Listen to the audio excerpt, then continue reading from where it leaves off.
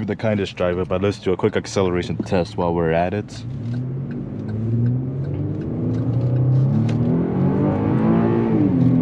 Woo! That thing sounds good. I'm not sure what Chevy has planned for this truck, but I honestly hope they never change it. It's simple, it's practical, and it's pretty efficient too. This car is very, very similar to the GMC Canyon.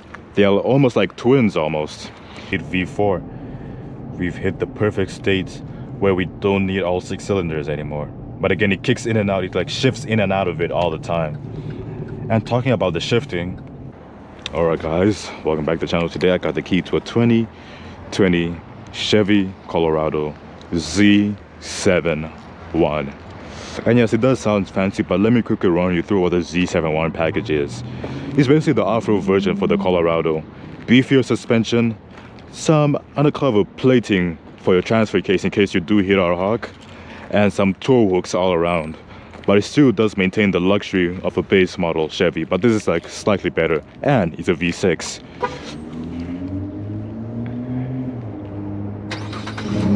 Ooh, that was a nice little cold start almost. Well, semi-cold start. 17-inch wheels all around, and the car is wrapped up in a nice midnight black. Not a lot of chrome on this car, but there's your signals, fog lights down there, and the upgraded headlights from Chevy. Nothing too bad, but you know what, let's hop into the interior real quick.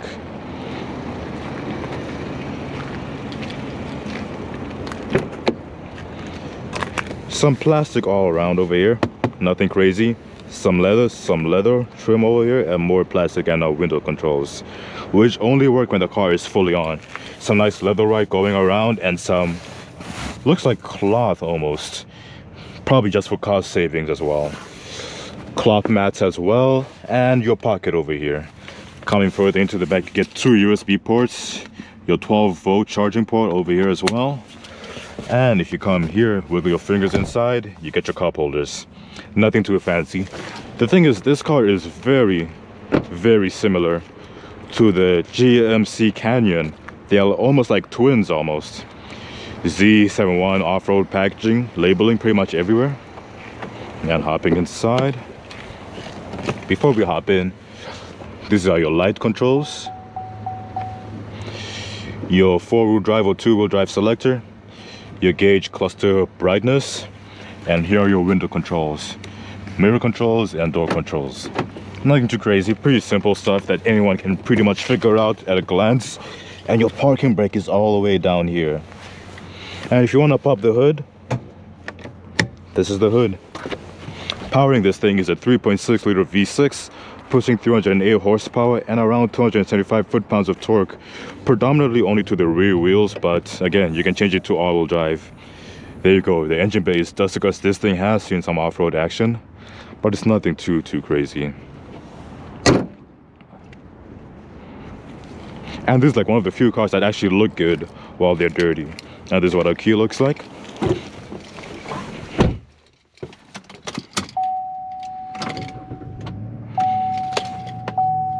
Nothing too crazy. 8 inches of screen with Apple CarPlay, Android Auto. And pretty quick, look at this. Speed is good. And also, you come into your apps. Of course, you do need a secure Wi-Fi connection to access all that. But you also have your OnStar service, Amazon Alexa, My Chevrolet up here. For your glasses up here. And this is for your lights, and this is for good. That's good now. Your Prindle selector, your towing package, traction control, hazard lights, your light for the back, your downhill descent activation, and your parking sensors. Heated seats as well. Another 2 USB ports with a jack, and your 12-volt charging over here. And also over here, you got wireless charging for your phones as well. Storage over here. Nothing crazy in there, but let's take it out for a test drive.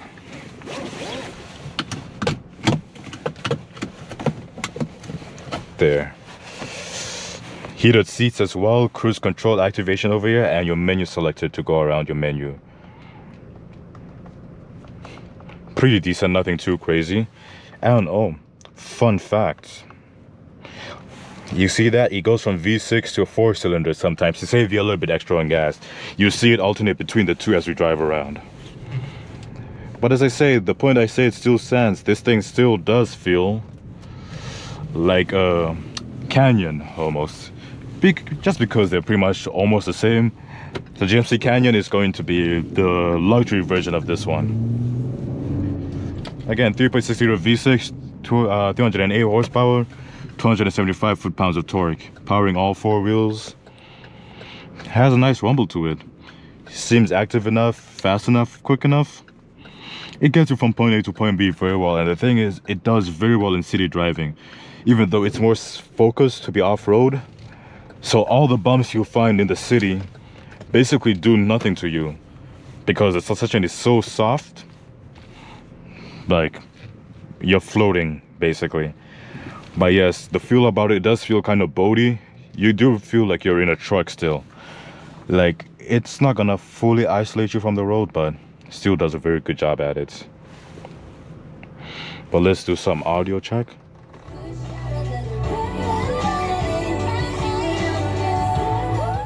Yeah, good enough. That sounds good. Like, I know you can upgrade the speakers if you wanted for the Bose sound system, which would definitely be a huge improvement for the truck. But again, for regular driving, it's not bad. Like, let's do some quick residential. Alright buddy, just stay out of the road, thank you. The thing is, a truck like this, you don't feel bougie driving this truck. It's the more affordable version that Chevy has in its lineup. You're not gonna be balling in this truck, let's get that straight. But the thing is, you're gonna feel about this truck is that you have power at your fingertips, which is a huge thing. 300 horsepower for a truck, like a mid-sized truck like this, is really good. And of course, for a lot of people, they've never really driven anything with more than 100 to 200 horsepower. A lot of cars, economy cars, just have like around 185 to maybe 250 horsepower. So this will be a huge jump for a couple of people if they've never had anything quick.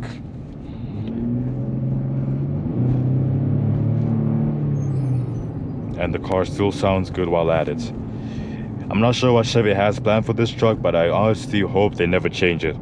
It's simple, it's practical, and it's pretty efficient too. But let's make our way over to the highway and see what we feel about a truck like this.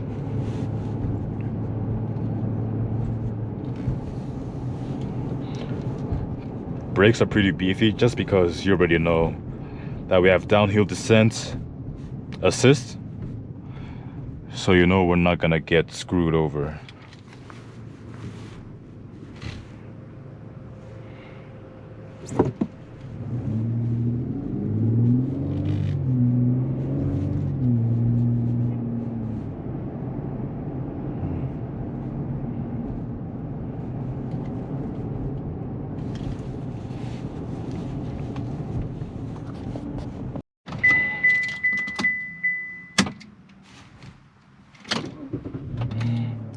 Alright, let's take this thing out for a test drive then.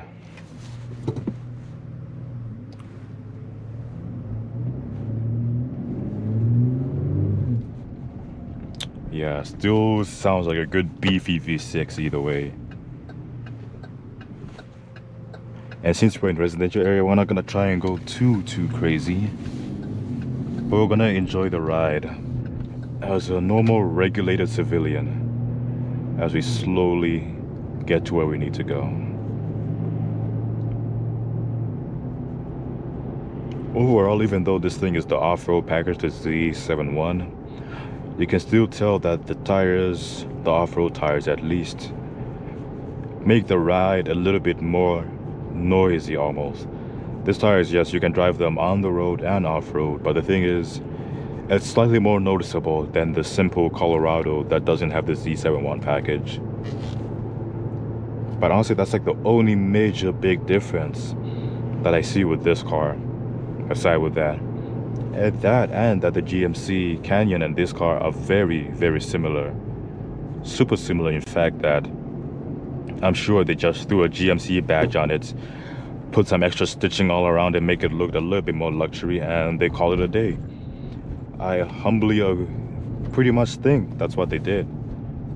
But the thing is, if you drive very, very gently and very, very eco enough, you see the V6 over there, it would turn into a 4-cylinder if you are being gentle on the gas and you really don't need the extra power. I'm gonna try and achieve that state of eco-friendliness as I drive down this road.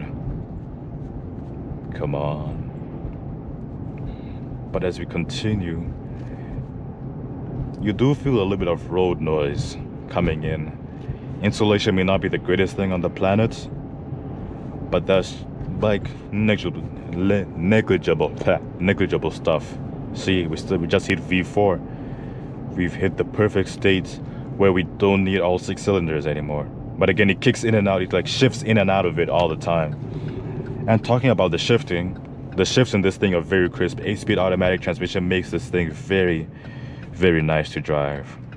But since we're about to go into the interstate, let's put it into manual mode and stay into the first gear. Let's see how this thing handles not aggressive driving, but pretty active and almost dynamic driving. For an off-road suspension, I am gonna be very, very kind to this car. I don't expect it to handle the best in a situation like this, but it should still be decent, to say the least. Yes, you can shift your gears all the way to 8th gear while you're not moving at all, which is interesting.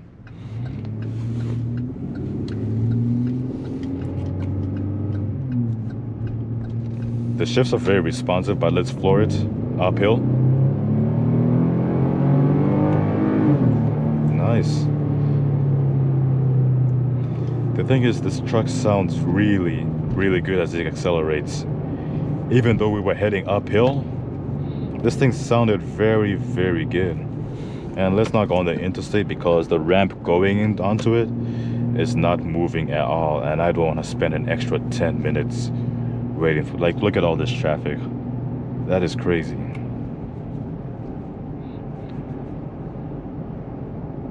Look at all this. Maybe one of them would let me go through.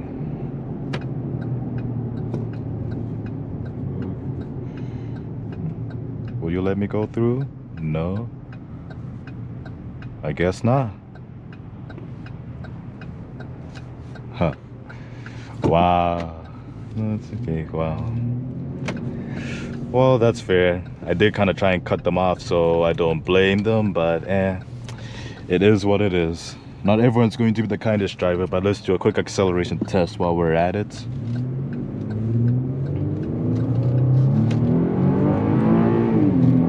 Woo! That thing sounds good. Again, it's a V6, so some of you guys may have heard V8s and be like, nah, Morty, what are you talking about? This thing doesn't sound good. Have you ever heard a Hemi or something? Guys, I get it. There are trucks out there that sound way better than this. But to be honest, this one still sounds very, very good. And manual mode makes it a little bit more engaging. Kind of wish it had paddle shifters, but hey, that's like a small price to pay for something like this. You can't have everything perfect. And let me turn on my heated seats just to show off a little bit of luxury we have here. And the thing is, this truck, again, going past that curve, that turn and curve, kind of quick, you can feel that the truck is kind of rugged, not gonna lie. Not the smoothest thing on the planet, but decent enough to get you from point A to point B. I just love towing with cars in manual mode. And let's go all the way to like 5th gear and see if it goes into 4-cylinder mode for me as I'm driving. Relatively good. And let's just put it back in regular drive. But overall, this is a very, very good truck. Its competitors obviously are the GMC Canyon. And what does Ram have for this? I'm pretty sure Ram only has pretty much Ram 5.7 liter Hemi. Or if you want to be a little bit cheaper, you can go for the Ram, which has the V6, the Pentastar V6, which might compete with this one, although it's a little bit bigger and a little bit bulkier compared to this one, but still very similar. Ford has the F-150, and the smaller Ranger, which is honestly not as big in Canada, not gonna lie. So I've never seen a lot of Rangers out on the road. I've seen more F-150s than I've seen Rangers in Canada, hands down. So this one is the more affordable and honestly more readily available truck for the Canadian market, at least. All-wheel drive, off-road seaters, all-wheel drive, off-road tires, and pretty much perfect for winter and summer driving. And if you want to hit a trail while you're at it too, you'll be okay. Like, there's really nothing to worry about. And it's also pretty gas efficient. But then again, looking at my gas mileage, you can tell I've been stepping on it a couple of times, launching it every once in a while. But a quick sound check.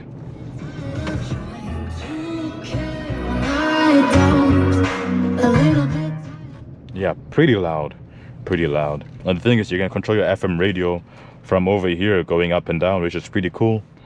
You have your compass, your phone settings, and your settings as well too. Speed warning, software information, all this stuff, which I would recommend you put the car in park to see all that.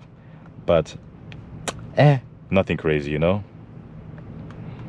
Turn that back on, and you can set a speed warning. This one is off, but I'm gonna turn it on and set it to keep going. No one should be going at least past 140 in a truck like this. It's an off-road truck. You shouldn't really be going past 130, to be honest. But that is perfect. Speed warning. I just set it to 140. Why is it coming back down here? Okay, just turn it off. It's probably trying to mess with me or something. But let's go back in manual mode, because I just enjoy driving these trucks in manual mode. Because again, the 300 horsepower may not sound like a lot to any higher performance vehicle, but for a small truck like this, it's definitely plenty. And of course, there are other options you can get.